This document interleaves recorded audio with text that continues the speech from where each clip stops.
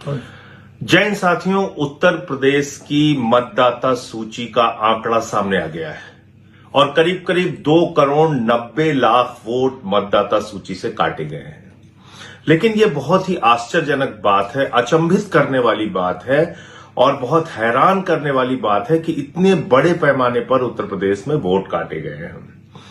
राज्य निर्वाचन आयोग यानी कि जो ग्रामीण क्षेत्रों में चुनाव कराता है, बीडीसी के, जिला पंचायत सदस्य के और ग्राम प्रधानों के चुनाव जो कराता है, उसने एक सूची तैयार की जिसमें कहा कि उत्तर प्रदेश में 12 करोड़ 70 लाख वोट है। ध्यान से सुनिएगा, वो लिस्ट इसी साल में तैयार हुई है, दिसंबर के महीने में जारी हुई है और उस लिस्ट में राज्य निर्वाचन आयोग ने यानी कि जो ग्रामीण चुनाव कराए जाते हैं जिला पंचायत प्रधान और बीडीसी के, उसमें राज्य निर्वाचन आयोग ने कहा कि उत्तर प्रदेश में ग्रामीण क्षेत्रों के मतदाताओं की संख्या है 12 करोड़ 70 लाख। अब एसआईआर कराया गया प्रधानमंत्री नरेंद्र मोदी जी के निर्देश पर।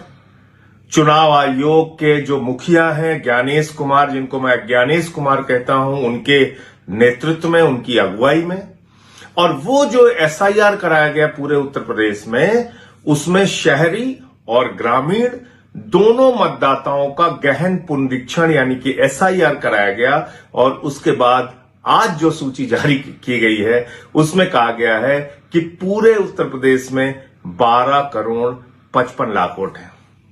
समझ सकते हैं कितना बड़ा मजाक हो रहा है उत्तर प्रदेश के साथ। दिसंबर में ही राज्य निर्वाचन आयोग ने ग्रामीण मतदाताओं की सूची जारी की, उसमें कहा 12 करोड़ 70 लाख वोट हैं और 6 जनवरी को ग्रामीण और शहरी दोनों मतदाताओं की सूची एसआईआर के बाद जारी कराई मोदी जी के भक्त ज्ञानेश कुमार जी ने और योगी जी ने जो मिलकर एसआईआर चलवाया था। उसमें अब वो कह रहे हैं कि 12 करोड़ 55 लाख वोट हैं। करीब करीब 4 करोड़ शहरी मतदाता कहां चले गए? कैसे उनके नाम जोड़े जाएंगे? जो कैटेगरी बनाई गई है उसमें कहा गया है कि 25 लाख वोट ऐसे हैं जिनके 2 जगह पे नाम है। फिर एक संख्या बताई गई कि करीब करीब 2 करोड़ कुछ लाख मतदाता हैं जिसमें कि वो शिफ्ट हो चुके हैं या अनट्रेसेबल हैं। फिर कुछ लाख संख्या बताई गई, लगभग 45-46 लाख संख्या बताई गई कि वो उनकी मृत्यु हो चुकी है। अब आपने जो कहा कि शिफ्टेड की कैटेगरी में और अनट्रेसेबल की कैटेगरी में यानी कि वो लोग जो लोग उत्तर प्रदेश से बाहर चले गए हैं उनकी संख्या, या फिर वो लोग जो आपके बीएलओज गए और मिले नहीं, जो आपके बीएलओज गए और मिले नहीं, जो आपके अधिकारी गए और मिले नहीं, ऐसी संख्या आपने बता दी करीब करीब 2 करोड़ 17 लाख के आसपास, 2 करोड़ से ऊपर की संख्या आपने बता दी। तो मुझे बड़ी हैरानी है कि आप इस चीज को कैसे तय कर रहे हैं। करीब 84 लाख मतदाता आपने बता दिया कि आपको मिले ही नहीं उत्तर प्रदेश में। आपके लोग घर घर गए और वो अनट्रेसेबल हैं। जानते हैं ये क्या हुआ है? बीएलओस को, अधिकारियों को दबाव बनाया गया और कहा गया भारी संख्या में कि इन लोगों के वोट काट दो। अब आप जानते हैं किसको टारगेट किया गया होगा? यादव को, मुसलमान को, पिछड़ा को, दलित को, कि भाई इनके वोट काट दो। घर पे बैठे उन्होंने वोट काट दिया और लिख के दे दिया अनट्रेसेबल, यानी कि हम गए और ये मिले ही नहीं। दूसरा क्या किया? बोला शिफ्टेड की कैटेगरी में दिखा दो, उसमें भी उन्हीं वर्ग के मतदाताओं को। और क्या किया कि भाई इनका लड़का वहां चला गया, इनके पिताजी वहां चले गए, ऐसे ऐसे करके 1 करोड़ 25 लाख के आसपास वो मतदाता आपने दिखा दिया।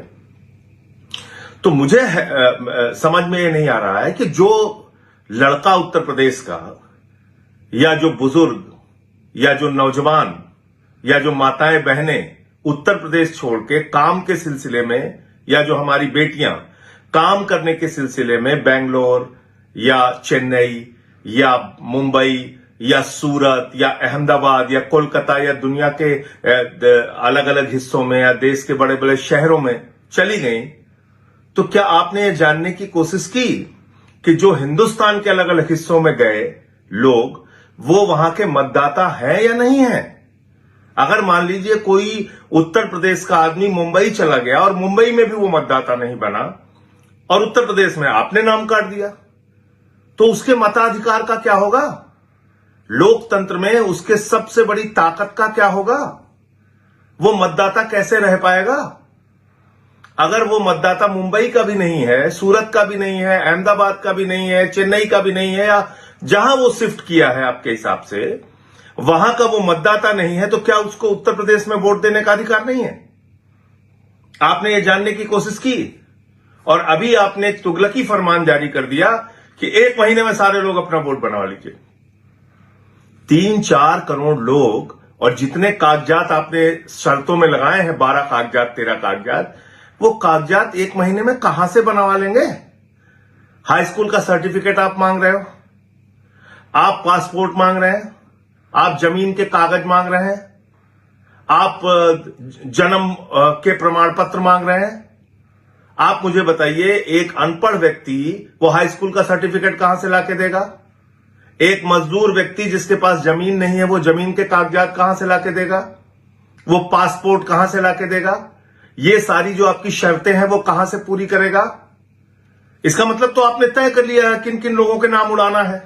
आपने उड़ा दिया नाम, करोड़ों की संख्या में उत्तर प्रदेश के लोगों का नाम आपने उड़ा दिया और आपका तुगलकी फरमान अब आ गया कि 1 महीने में सारे कागज दिखाओ, नहीं तो फिर आपके नाम नहीं जुड़ पाएंगे। यह आपने तमाशा बना रखा है, लोकतंत्र का मजाक बना रखा है। एक एसआईआर जिसको करने का संवैधानिक अधिकार ही चुनाव आयोग और ज्ञानेश कुमार जी को नहीं है, वो एसआईआर एक तो आप जबरदस्ती पूरे देश में करा रहे हैं और दूसरी तरफ आप लोगों के नाम उड़ाए जा रहे हैं, काटे जा रहे हैं, बीएलओस पे दबाव बनाए जा रहे हैं, उनकी मौत हो रही है, कुछ भी हो रहा है। और उसी उत्तर प्रदेश के सरकारी कर्मचारी जो योगी आदित्यनाथ जी के अंडर में आते हैं, उनके अधीन आते हैं, उन्होंने राज्य निर्वाचन आयोग की ग्रामीण मतदाताओं की सूची तैयार की और उन्हीं उत्तर प्रदेश के सरकारी कर्मचारियों ने एसआईआर की सूची तैयार की। तो दोनों में इतना बड़ा अंतर कैसे हो गया? कौन इसके लिए जवाबदेह है? कोई बोलेगा, कोई कुछ कहेगा?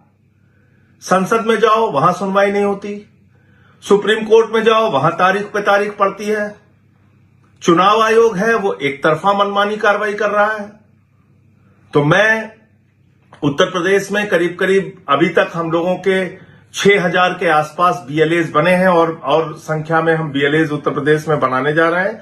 मैं अपने सभी साथियों से कहना चाहता हूं कि ज्यादा से ज्यादा संख्या में उन लोगों के नाम खोजिए और पता कीजिए जिनके नाम जबरदस्ती काटे गए हैं, और उनको हम मीडिया के सामने लेके आएंगे, उनको हम सोशल मीडिया के सामने लाएंगे, उनको हम जनता के सामने, उत्तर प्रदेश के लोगों के सामने लाएंगे कि कितने भारी पैमाने पर, बड़े पैमाने पर लोगों के नाम काटे गए हैं। तो इसको एक अभियान बना दीजिए, इसको एक क्रांति बना दीजिए और अपना नाम किसी भी रूप में कटने मत दीजिए। और जो लोग बाहर हैं, यानी कि जिनको शिफ्टेड की कैटेगरी में दिखा दिया गया है, उनसे भी मेरा निवेदन है कि उत्तर प्रदेश के हमारे वो भाई जो दिल्ली में, मुंबई में, अहमदाबाद में, गुजरात में, सूरत में, जहां जहां भी वो काम करते हैं, कृपा करके अपनी लिस्ट में नाम अपना चेक कर लीजिए कि आपका नाम जोड़ा गया है या काट दिया गया है, और अगर काट दिया गया है तो अपना नाम जुड़वाइए, वरना आप मत के अधिकार से वंचित रह जाएंगे, लोकतंत्र में सबसे बड़े अधिकार से वंचित रह जाएंगे। याद रखिएगा, बाबा साहब डॉक्टर भीमराव अंबेडकर जी ने ये लोकतंत्र में सबसे बड़ा अधिकार आपको दिया है, वोट का अधिकार, जिसमें राष्ट्रपति के वोट की भी गिनती एक होती है और गांव के गरीब आदमी की, मजदूर के वोट की भी गिनती एक होती है। इसलिए बाबा साहब के द्वारा दिए गए इस अधिकार को कभी भी कोई छीनने ना पाए, इसके लिए एकजुट हो जाइए, एक साथ आगे बढ़िए और अपने वोट बनवाइए। जय हिंद।